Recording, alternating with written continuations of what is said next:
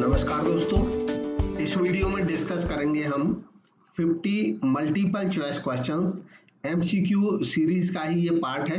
इसमें आज 50 एमसीक्यू हम डिस्कस करेंगे ऑडिटिंग के, और ये क्वेश्चंस लिए गए हैं कुछ प्रीवियस एग्जामिनेशन से। हेल्पफुल होंगे ये सभी आने वाले पीजीटी कॉमर्स के एग्जाम्स में, साथ ही साथ ये महत्वपूर्ण होंगे टीजीटी कॉमर्स के एग्जाम में भी, यूपीके में। इसके अलावा असिस्टेंट प्रोफेसर के एग्जाम्स में जिनमें ऑडिटिंग के क्वेश्चन पूछे जाते हैं। तो सबसे पहला क्वेश्चन देखते हैं, विच of the following statement is correct. Given statement में से कौन सा स्टेटमेंट करेक्ट है उसकी पहचान करनी है। तो स्टेटमेंट करेक्ट है इसमें option A, statutory audit of company account is compulsory. देखिए, कंपनी अकाउंट के केस में ऑडिट कंपलसरी होता है, और जब ऑडिट कंपलसरी होता है किसी कानून के तहत तो उसी को कहा जाता है स्टैट्यूटरी ऑडिट। तो पहला स्टेटमेंट इसका सही है और बाकी स्टेटमेंट इसके रॉन्ग स्टेटमेंट्स हैं। सेकंड क्वेश्चन देखते हैं, dash is a tool for evaluating how सैटिस्फैक्टरीली a corporate entity has discharge it's social responsibilities. इसमें हमें पूछा गया है कि ऐसा इनमें से कौन सा टूल है जो एवेल्युएट करता है कि कितने संतुष्टिदायक तरीके से किसी कॉर्पोरेट एंटिटी ने, किसी कंपनी ने अपने सामाजिक उत्तरदायित्वों का निर्वहन किया है, डिस्चार्ज किया है।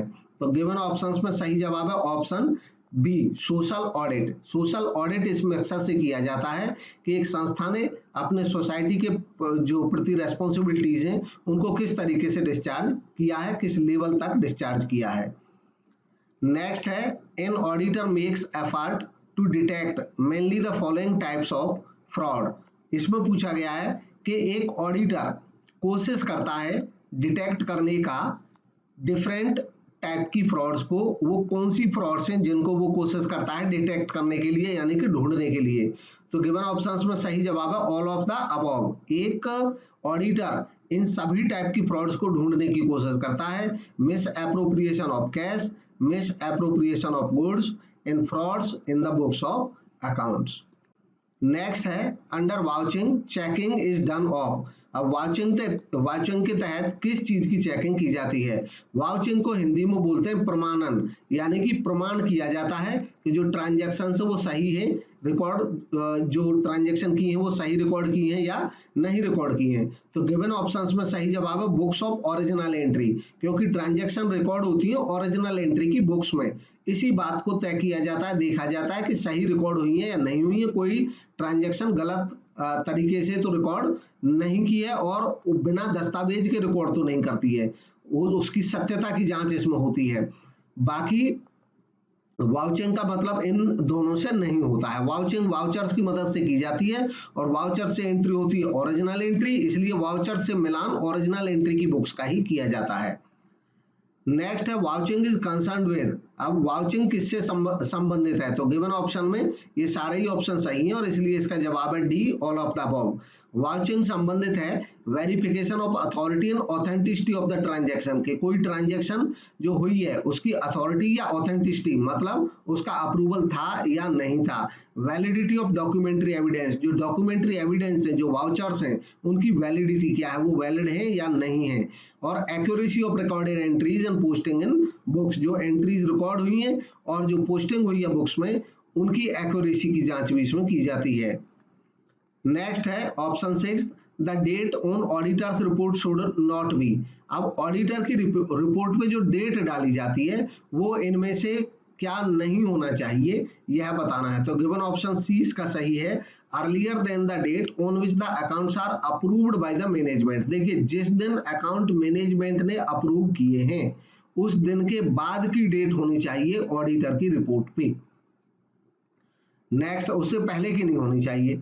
नेक्स्ट क्वेश्चन है 7th, which of the following statement is not true about human resource audit. अब एचआर ऑडिट के संदर्भ में इनमें से कौन सा स्टेटमेंट ट्रू नहीं है उसकी पहचान करनी है। तो इसका सही जवाब है option C, it is a statutory requirement for an organization. देखिए, किसी संस्था में एचआर ह्यूमन रिसोर्स का ऑडिट कराना ना कराना ये कोई स्टैट्यूटरी रिक्वायरमेंट नहीं है। विधान, कानून, एक्ट आपसे नहीं कहता है कि आप इसको कराइए।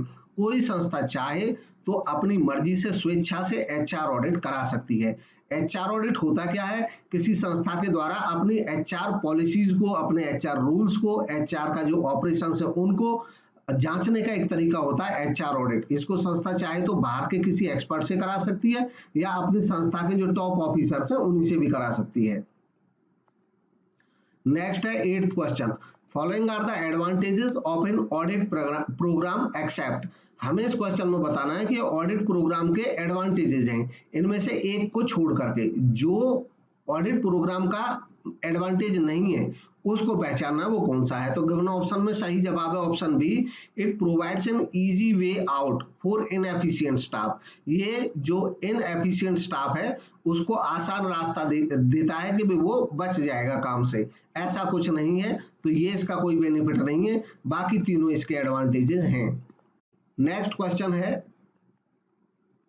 When the client imposes such restriction which affect the scope of audit। जब क्लाइंट मतलब जो ऑडिटर से ऑडिट करा रहा है वो कुछ ऐसे रिस्ट्रिक्शन इम्पोज कर देता है कि ऑडिटर शुड इशू एन, कि ऑडिटर को एक इशू करना पड़ जाए। क्या इशू करेगा ऑडिटर, तो जब कुछ रेस्ट्रिक्शन लगा देता है ऑडिटर के काम में, जो क्लाइंट है जो ऑडिटर से अपने अकाउंट्स का ऑडिट करा रहा है, तो ऑडिटर क्या प्रोवाइड करेगा गिवन ऑप्शन में से।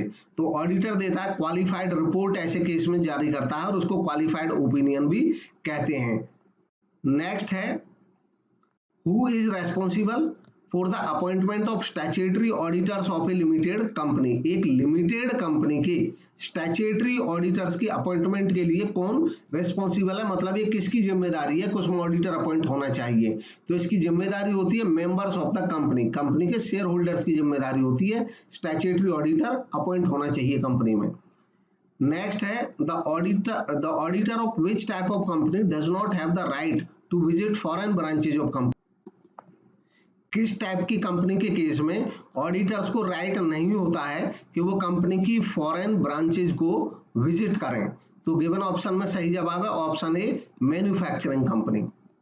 नेक्स्ट है, the following are the advantages of audit working papers except. अब यहाँ पे बात हो रही है कि ऑडिट वर्किंग पेपर जो बनाए जाते हैं ऑडिटर के द्वारा उसके कुछ एडवांटेजेस होते हैं, इनमें से जो नहीं होता है एडवांटेज उसको पहचानना है। तो गिवन ऑप्शन में ऑप्शन डी सही है, to provide a guide for advising another client on similar issues. देखिए दूसरे क्लाइंट के लिए कोई ये वर्किंग पेपर नहीं बनते हैं, ये वर्किंग पेपर्स के जो एडवांटेजेस हैं, ये बाकी जो तीन ऑप्शन हैं ये इनके एडवांटेजेस हैं वर्किंग पेपर के।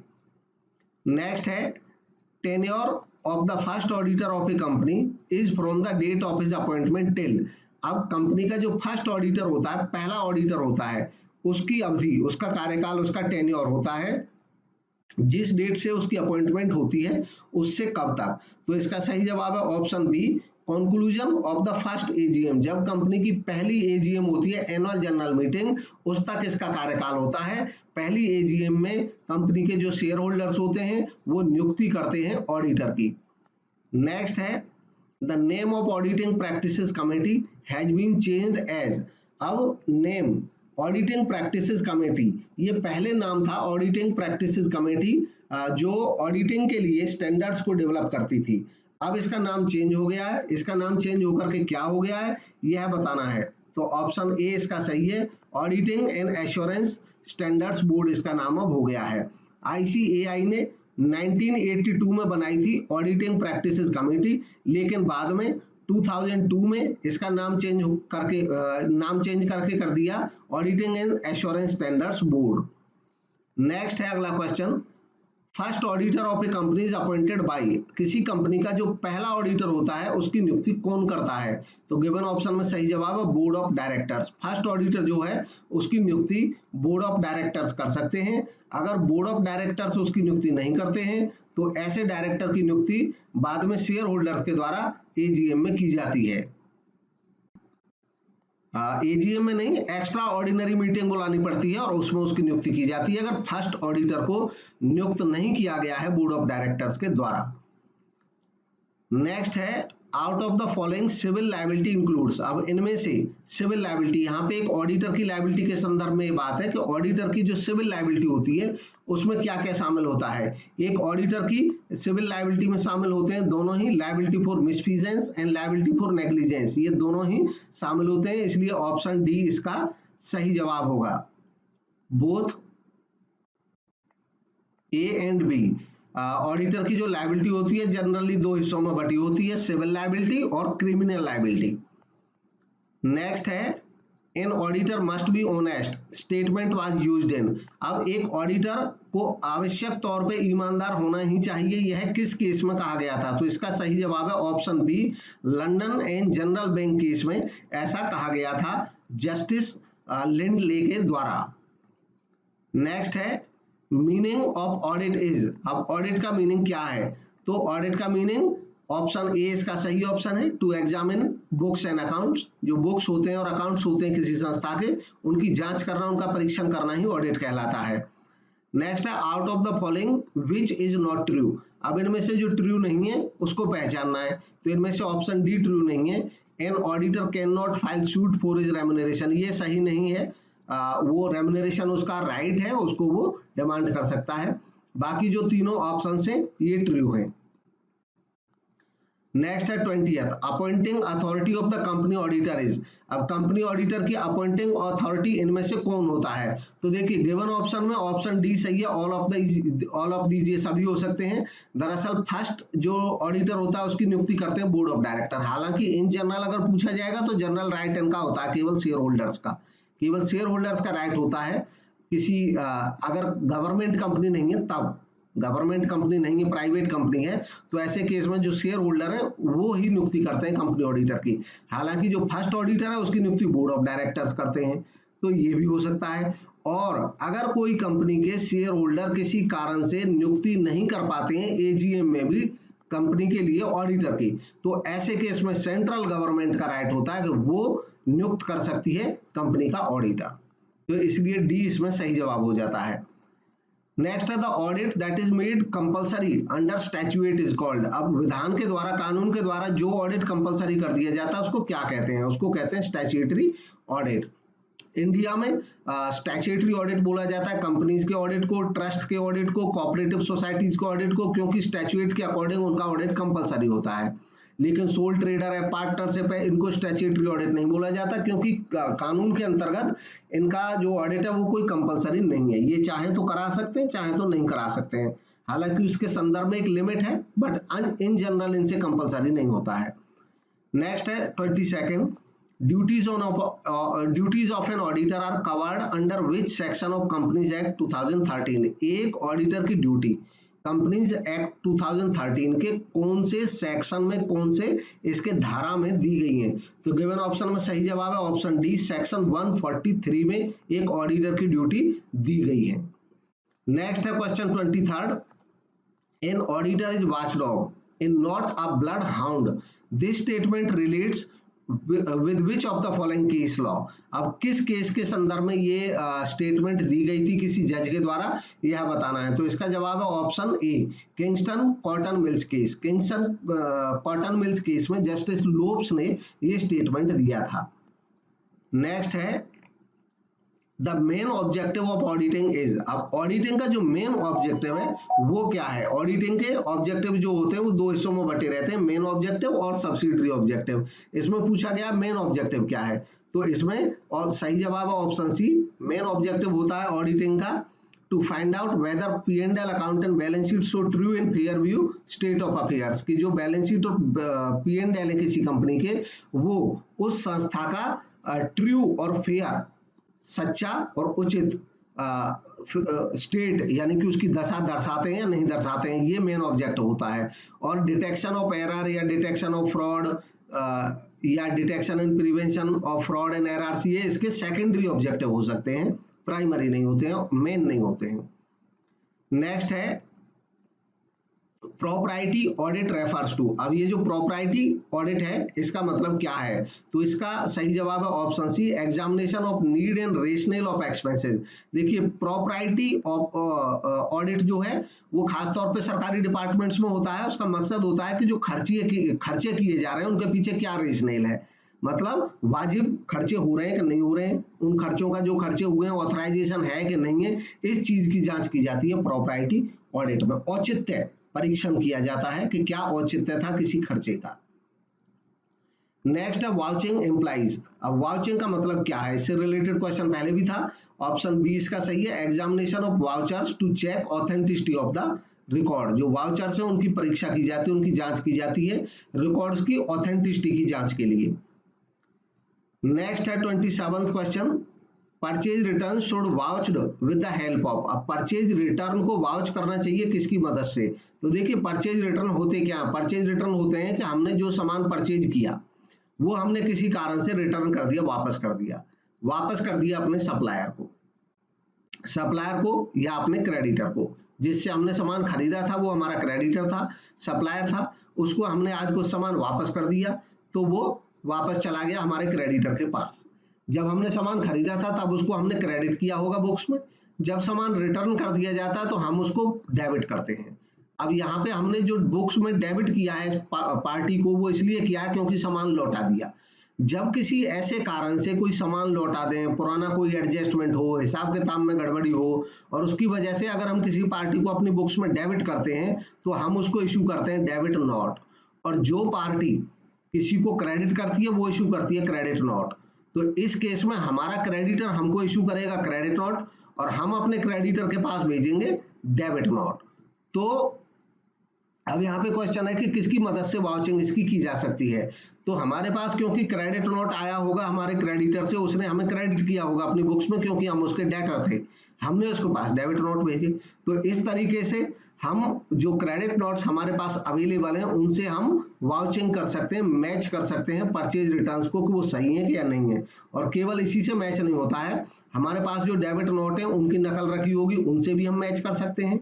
इसके अलावा जिस बुक में रिटर्न्स आउटवार्ड होंगे उससे भी मैच कर सकते हैं। इसके अलावा जो गेटमैन के पास बुक होती है सामान वापसी भेजे जाने की बुक वो रखता है, उससे कर सकते हैं। गिवन ऑप्शन में केवल एक ऑप्शन यहाँ पे इससे रिलेटेड है क्रेडिट नोट, तो क्रेडिट नोट से हम उसकी जांच कर सकते हैं।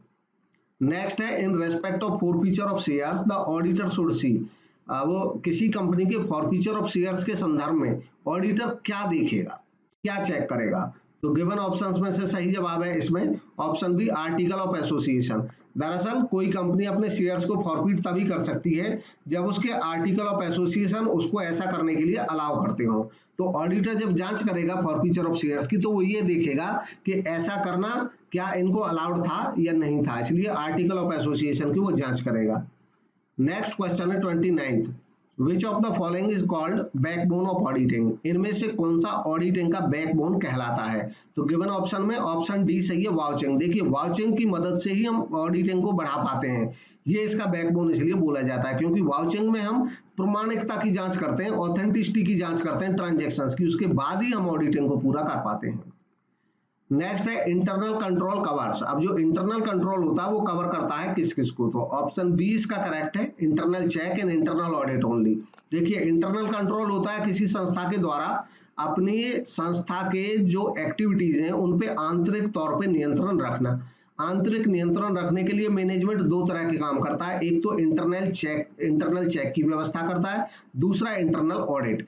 इंटरनल चेक का मतलब होता है कि काम का बंटवारा इस तरीके से करता है कि एक दूसरे का काम ऑटोमेटिकली चेक होते रहता है, तो उस पर चेक बना रहता है। और इंटरनल ऑडिट का मतलब होता है कि ये प्रॉपरली इंडिपेंडेंट ऑडिट कराते हैं अपनी बुक्स का, लेकिन इस इंटरनल ऑडिट के लिए कोई बाहर के पर्सन को नहीं बुलाया जाता है और इसलिए इसकी रिपोर्ट भी कोई बाहर के लोगों को नहीं जाती है या शेयर होल्डर्स को नहीं जाती है।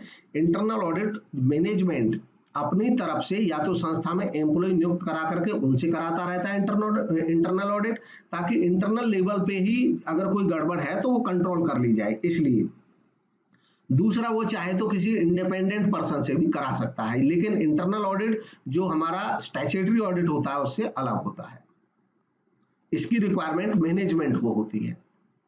नेक्स्ट है protection of investors is which object of auditing. अब ऑडिटिंग का कौन सा उद्देश्य होता है कि वो प्रोटेक्शन करते हैं इन्वेस्टर्स का। तो देखिए इसका जो सही जवाब है इसका वो है ऑप्शन सब्सिडरी, या इसको सेकेंडरी भी कह सकते हैं। दरअसल इन्वेस्टर्स को प्रोटेक्शन देने का मतलब है कि उनका जो इन्वेस्टमेंट है वो सेफ रहे। उनका इन्वेस्टमेंट कब सेफ रहेगा, जब फ्रॉड नहीं होगा। और फ्रॉड को रोकने के लिए ऑब्जेक्टिव जो ऑडिटिंग के होते हैं वो प्राइमरी ऑब्जेक्टिव नहीं होते। प्राइमरी ऑब्जेक्टिव तो होते हैं कि संस्था के बैलेंस शीट और P&L संस्था का true and fair view picture present करते हैं, ये प्राइमरी व्यू होता है। सेकेंडरी व्यू होता है कि उसको साथ साथ कोई फ्रॉड वगैरह है उनको भी पकड़ना है, ऑडिटर को उनको भी चेक करना है। तो फ्रॉड्स को रोकना, उनको चेक करना, ऐसा करने से प्रोटेक्शन होती है इन्वेस्टमेंट की, इन्वेस्टर्स की। तो इसलिए ये सब्सिडरी या सेकेंडरी ऑब्जेक्टिव्स में आता है। नेक्स्ट है under vouching checking is done of. अब वाउचिंग के अंतर्गत चेकिंग किस चीज की जाती है, तो इसके अंतर्गत चेकिंग की जाती है एलिमेंट्री एंट्री की बुक्स की। जो प्राइमरी बुक्स होती हैं उनकी चेकिंग होती है, क्योंकि उन्हीं में रिकॉर्ड्स होते हैं वाउचर्स के बेस पे। तो वाउचर से मिलान किया जाता है इनका। नेक्स्ट है question 33, for Tata company limited auditing is. अब टाटा कंपनी लिमिटेड के ऑडिटिंग क्या होगा। देखिए कोई भी लिमिटेड कंपनी हो उसके लिए ऑडिटिंग कंपलसरी उसको कराना ही होगा। तो उसके लिए इसका सही जवाब होगा नेसेसिटी, उसके लिए ये एक आवश्यकता है। नेक्स्ट है in vouching salary register should be compared with. अब जब ऑडिटर वाउचिंग करेगा तो मैच करता है वो चीजों को। अब सैलरी रजिस्टर को किस चीज से कंपेयर करेगा, किस आइटम से या किस बुक से कंपेयर करेगा। तो इसका सही जवाब है ऑप्शन बी। देखिए सैलरी रजिस्टर में दरअसल कैश में सैलरी जाती है, तो वो मैच करके देगा कि कैश बुक में क्या उतना ही लिखा है जितना सैलरी रजिस्टर में लिख रहे हैं। तो कोई चूक होती है तो वो यहाँ से पकड़ी जा सकती है। नेक्स्ट है if an auditor is not appointed at AGM annual general meeting he is appointed by. अगर मान लो किसी कारणवश, जनरली AGM में ऑडिटर की नियुक्ति होती है शेयर होल्डर्स के द्वारा, अगर किसी कारणवश शेयर होल्डर नियुक्त नहीं कर पाते हैं तो कौन करेगा नियुक्ति। तो इसका सही जवाब है ऑप्शन ए। ऐसे केस में अब पावर होती है सेंट्रल गवर्नमेंट के पास, वो नियुक्ति कर सकती है। नेक्स्ट है an auditor is not an insurer in all that he is required to do is exercise with reasonable care and skill. अब इसमें कहा गया है ये एक फैसला है, किसका डिसीजन है ये इसमें पूछा गया है। तो इसका सही जवाब है लंदन एंड जनरल बैंक के केस में ऐसा कहा गया था। इसमें जज का कहना था कि जो ऑडिटर है वो कोई बीमा करता नहीं है, वो इंश्योरर नहीं है, वो आपको गारंटी नहीं दे सकता है कि गड़बड़ होगी ही नहीं, या होगी तो 100% पकड़ ली जाएगी। केवल उसका रिक्वायरमेंट ये होता है कि उसको एक्सरसाइज करना है रीजनेबल केयर एंड स्किल के साथ, मतलब अपना काम उचित केयर और स्किल के साथ उसको संपन्न करना है। नेक्स्ट है which of the following are the rights of a statutory auditor. अब स्टैट्यूटरी ऑडिटर के राइट क्या होते हैं। देखिए स्टैट्यूटरी ऑडिटर का मतलब होता है कि जो स्टैट्यूटरी ऑडिट करता है, यानी कि जो स्टैट्यूट के तहत कंपनीज का ऑडिट होता है या ट्रस्ट का ऑडिट होता है, तो वो ऑडिटर एक इंडिपेंडेंट ऑडिटर से कराना पड़ता है कंपलसरीली। ऐसे केस में ऐसे ऑडिटर को स्टैट्यूटरी ऑडिट बोला जाता है ऑडिटर। अब इसके राइट कौन कौन से होते हैं उनकी पहचान करनी है। तो उसके जो राइट्स होते हैं गिवन ऑप्शन में जो सही राइट है वो है एक तो टू रिसीव रेम्युनरेशन, उसको राइट है अपना रेम्युनरेशन लेने का। इसके अलावा उसको राइट होता है जनरल मीटिंग को अटेंड करने का, और उसको राइट होता है ब्रांच ऑफिसेज को विजिट करने का। बाकी बी वाला राइट उसको नहीं होता है। तो ACD इसलिए इसके राइट्स बनते हैं, और इसलिए सही जवाब हो जाएगा ऑप्शन सी। नेक्स्ट देखेंगे अगला question 38, which of the following statement is not correct regarding the duties of an auditor. अब ऑडिटर की ड्यूटीज के संदर्भ में इनमें से कौन सा स्टेटमेंट करेक्ट नहीं है उसकी पहचान करनी है। तो इसका सही जवाब है option A. Physical verification of fixed asset is primarily the responsibility of auditor. ये उसकी कोई प्राइमरीली ड्यूटी नहीं होती है वेरिफिकेशन करना स्टॉक का, उसकी जो ड्यूटीज होती हैं ये होती हैं बाकी तीनों। तो इसलिए इसका सही जवाब हो जाएगा option A. Next 39, which among the following is qualified to be appointed as a auditor of a company। एक कंपनी का ऑडिटर बनने के लिए इनमें से कौन क्वालिफाइड है। तो गिवन ऑप्शन में ऑप्शन ए सही है। An individual who is chartered accountant and holds a certificate of practice as per CA act 1949। तो ये पर्सन क्वालिफाइड है ऑडिटर बनने के लिए, बाकी ये क्वालिफाइड नहीं है।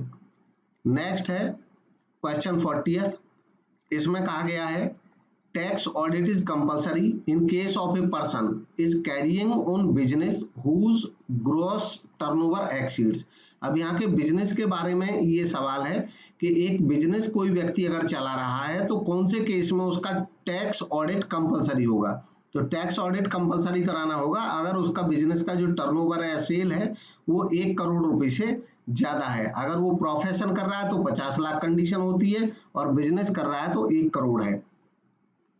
नेक्स्ट है which of the following is not part of the process of management audit. इनमें से कौन सा मैनेजमेंट ऑडिट के प्रोसेस का पार्ट नहीं है। तो गिवन ऑप्शन में डी इसका सही जवाब है। डेप्रिसिएशन मेथड या फिक्स्ड एसेट्स को ये वेरीफाई करना या इन्वेस्टिगेशन करना, ये मैनेजमेंट ऑडिट का पार्ट नहीं है।